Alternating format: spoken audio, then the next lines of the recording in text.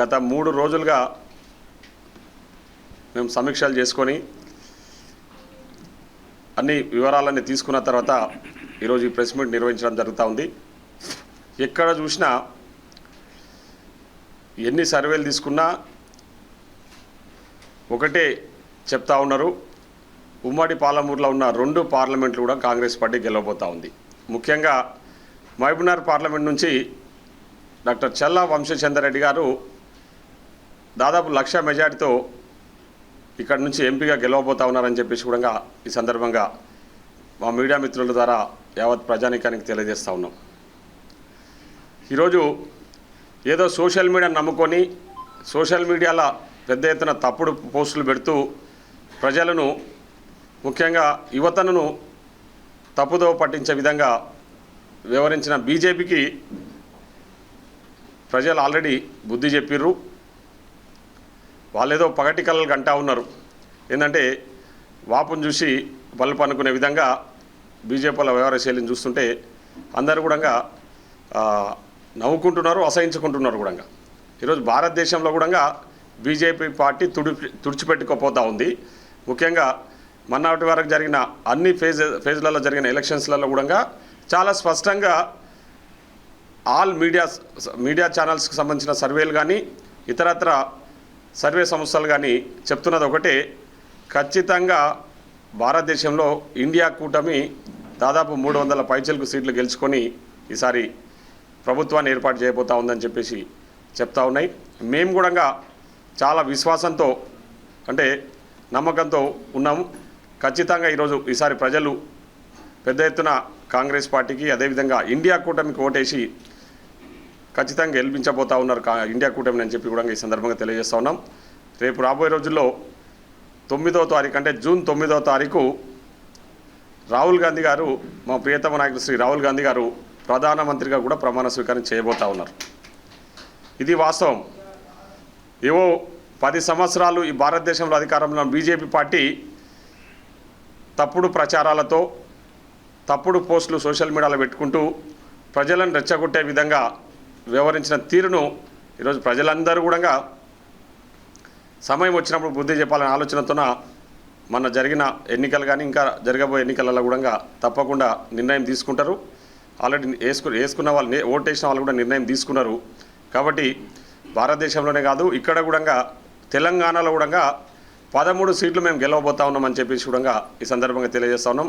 ఆ 13 సీట్లలో Mahabubnagar parliament, Nagar Kurnool parliament కూడా విజయం సాధించబోతా ఉంది కాంగ్రెస్ పార్టీ అని కూడా ఈ సందర్భంగా అందరు మీడియా మిత్రుల ద్వారా యావత్ తెలంగాణ ప్రజలకు ముఖ్యంగా మహబూబ్నగర్ పార్లమెంటు ప్రజలకు కూడా తెలియజేస్తా ఉన్నాం.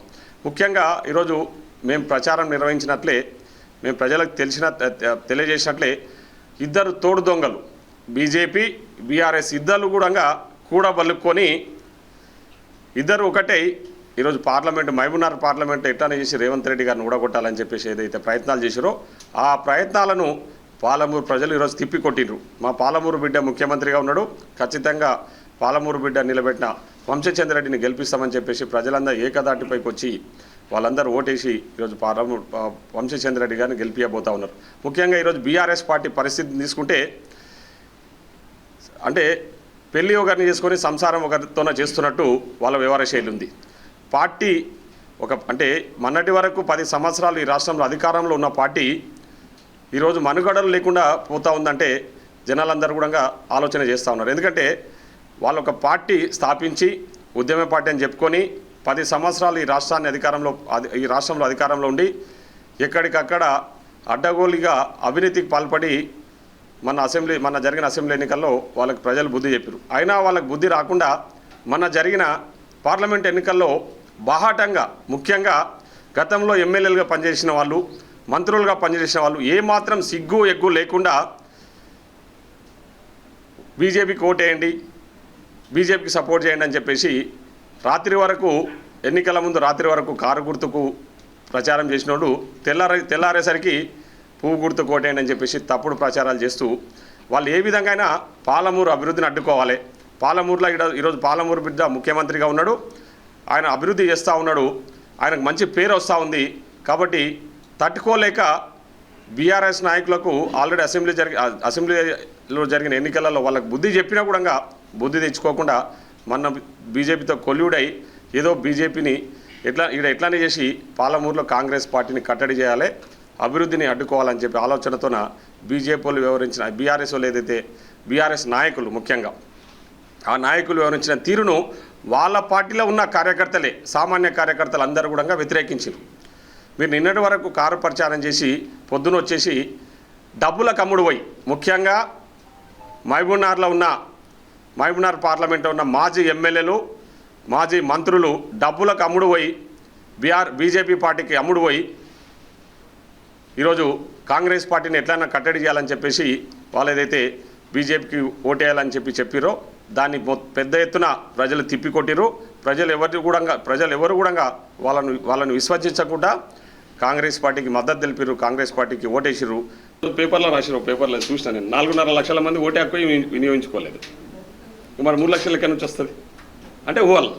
అదే చెప్తున్నా కదా, సోషల్ మీడియాలో పైనుంచి కింది ఢిల్లీ నుంచి కింది వరకు కూడా ఇవే తప్పుడు ప్రచారాలు. ప్రజలను ఎట్లానే చేసి తప్పుదోవ పట్టించాలో ఓటేయించుకోవాలి, సెంటిమెంట్లు క్రియేట్ చేయాలి, ప్రజలతోనే ఓటేయించుకోవాలి. ఇవి తప్ప ఒక్క దగ్గరన్నా వాళ్ళ అభివృద్ధి మేము ఈ అభివృద్ధి చేసామని ఓటు అడగలే ఈసారి. సో జనాలు కూడా ఆలోచన చేస్తారు కదా, అభివృద్ధికి సెంటిమెంట్కు కొంచెం మధ్యలో ఉన్న వాళ్ళు చాలామంది ఉంటారు. అభివృద్ధి గురించి అరే మాకేం చేసిరనే ఆలోచించే వాళ్ళు చాలామంది ఉంటారు. సో అవన్నీ కూడా రేపు ఓటు రూపకంగా వాళ్ళకి బుద్ధి చెప్తారు రిజల్ట్స్. ఇప్పుడు నార్త్ ఇండియాలోనే బీజేపీని ఎవరు దేక్తలేరు, ఈడెవరు దేక్తారు ఉంటారు. ఒక 5-10% లేదు 20%, మిగతా 80% అయితే కాంగ్రెస్కి ఆలోచన చేస్తారు కదా. మాకు ఇక్కడ ఏ కోశాన చూసినా 100% మా గెలుపు డిసైడ్ అయిపోయింది. 100% జనాలు చాలామంది ఆలోచన చేస్తున్నారు, అధికార పార్టీ అభివృద్ధి చేస్తున్నారు, ఇచ్చిన హామీలు నెరవేరుస్తామని చెప్తున్నారు, ఆల్రెడీ నెరవేర్చారు. మిగతా హామీలు కూడా మీరు చూస్తున్నారు కదా, ముఖ్యమంత్రి 3 డేస్ నుంచి ఏ విధంగా పనిచేస్తున్నారు. మేము చెప్పిన హామీలు నెరవేర్చే విధంగా మేము ముందుకు పోతున్నాం, చేయడానికి సిద్ధంగా ఉన్నాం. మాకు ఆల్రెడీ ప్రాసెస్ ఇనిషియేట్ చేశారు ముఖ్యమంత్రి గారు, దానికి సంబంధించిన జరుగుతుంది. ఎన్నికల కోసం ప్రచారం కాదు కదా మేము చేసింది, ప్రజలకు పనిచేయడానికి వచ్చిన వాళ్ళం చేస్తున్నాం. ఖచ్చితంగా ప్రజలు కూడా మా పట్ల నమ్మకంగా ఉన్నారు, అది జరుగుతుంది. అదే సోషల్ మీడియాలో ప్రచారం తప్ప పైన పట్టారం లోన లొట్టారం బీజేపీ ఉన్నది గంతే, ఇక అంతకంటే ఎక్కువ ఏం చెప్పాను. బీజేపీ వాళ్ళది దెబ్బల రాళ్ళేసి కొడితే గల్లగల్ల గంతే తప్ప కిందికి పోతే గ్రౌండ్లోకి పోతే వాస్తవాలు ఏంటో తెలుస్తాయి. గ్రౌండ్లో మేము పనిచేసి వచ్చినాం కాబట్టి మాకు తెలుసు ఏందని, మాకు ఎట్లా ఓట్లు వేసారు ఎవరు వేసారని మాకు చాలా, అందుకే కాన్ఫిడెంట్గా ఉన్నాం కాబట్టే చెప్తాను. అది 90%. ఇప్పుడు రాత్రి వరకు నేను కారు గుర్తు ప్రచారం చేసినాడు, పొద్దున్నే లేచి పువ్వు గుర్తు అంటే అంత అమాయకులు కాదు కదా జనాలు. వాళ్ళ ఇంట్లో పనిచేసే వ్యక్తులు కాదు కదా. నువ్వు ఇంట్లో పనిచేసినప్పుడు అయితే నువ్వు చెప్పింది తింటాడు, రాత్రికి చెప్పింది మళ్ళీ పొద్దున్నే చేంజ్ చేసి చెప్తే వాళ్ళు ప్రజలు వాళ్ళు సొంతంగా నిర్ణయం తీసుకునే కెపాసిటీ ఉన్న వ్యక్తులు. టీఆర్ఎస్ పార్టీకి క్యాడర్ అంటే వాళ్ళు మొత్తం తెలంగాణలో 90% ప్రజలంతా వాళ్ళు ఎవరు లేరు కదా. వాళ్ళు కూడా ఆలోచన చేస్తారు కదా, అరే వీళ్ళు రాత్రి వరకు ఒక మాట చెప్పి టీఆర్ఎస్ పార్టీలో వండుకుంటారు. పార్టీ నువ్వు ఇంటర్నల్గా అంటే వాళ్ళు ఏదైనా ఒప్పందం ఉందనుకోండి, సపోజ్ అలయన్సో ఏదైనా ఉంటే 100% చెప్పొచ్చు బాటంగా.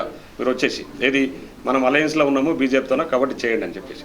అదే ఢిల్లీలో గల్లీలో ఏమంటారు చూడు, బయటనేమో పేపర్లలో ఇద్దరు పెద్ద పుల్లులాగా తిట్టుకుంటారు, వాడు వీడు తిడతాడు వీడు వాడు తిడతాడు దొంగలు. మళ్ళీ వీడికి వచ్చేసి ఓటు అంతా అంటే రాజకీయాల్లో ఏమాత్రం విలువలు లేకుండా ఈరోజు టీఆర్ఎస్ వాళ్ళు వివరించారు.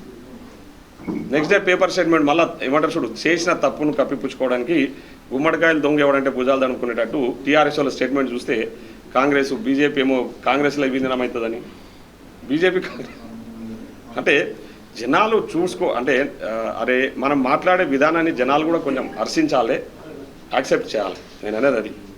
అవి ఏమి లేకుండా పార్టీ పెట్టుకున్నావు, 10 ఏళ్ళు రాష్ట్రంలో అధికారంలో ఉన్నావు, ఏమాత్రం సిగ్గు ఎక్కువ లేకుండా ఎట్లా చెప్తావు చెప్పినావు పువ్వు గుర్తు ఒకటి అని. మీకు ఇంకా వాస్తవ విషయం ఇంకో విషయం చెప్తున్నా, ఊర్లలో జనాలు మేమైతే ప్రచారం చేసి మేమైతే జనాలకు చెప్పినామో వీళ్ళిద్దరు కలిసి కాంగ్రెస్ను ఓడగొట్టాలని ప్రయత్నం చేస్తున్నారో దాన్ని నమ్మిండ్రు. వాళ్ళకి అర్థమైపోయింది సింపుల్గా. మీరు అంటున్నా 80% 90% కూడా వాళ్ళంతా కూడా నమ్మి అమ్మ వీళ్ళు నిజమే కాంగ్రెస్ వాళ్ళు చెప్పింది వాస్తవము, వీళ్ళంతా ఇద్దరు ఒకటయ్యే ఈరోజు రాత్రి వరకు కాదు ఆ ప్రచారం చేసి ఇప్పుడు పొద్దున్న లేచి పువ్వు గుర్తనేవారు అని అన్నారన్నబడే వాళ్ళు డిసైడ్ అయిపోయి వాళ్ళు ప్రజలు చాలా తెలివైన వాళ్ళు వీళ్ళేదో అనుకుంటున్నారు. అంత ఈజీగా వీళ్ళని నమ్మే పరిస్థితులు ఎవరు లేడు. ఎందుకంటే వాళ్ళకు సో 2000 మన జరిగిన అసెంబ్లీ ఎన్నికల్లో టీఆర్ఎస్ వాళ్ళ జాతకాలన్నీ తెలిసిపోయింది. ఇంకా వాళ్ళు చెప్తే నమ్మేటోడు ఎవడు ఉన్నాడు? వీళ్ళ అవసరాల కోసం ఉండొచ్చు, బిడ్డ బెయిల్ కోసము రేపు పొద్దున బీజేపీలో వీళ్ళు సరెండర్ అయ్యిండొచ్చు, కొల్లుడు అయ్యిండొచ్చు, అవన్నీ కూడా ఉంటాయి కదా.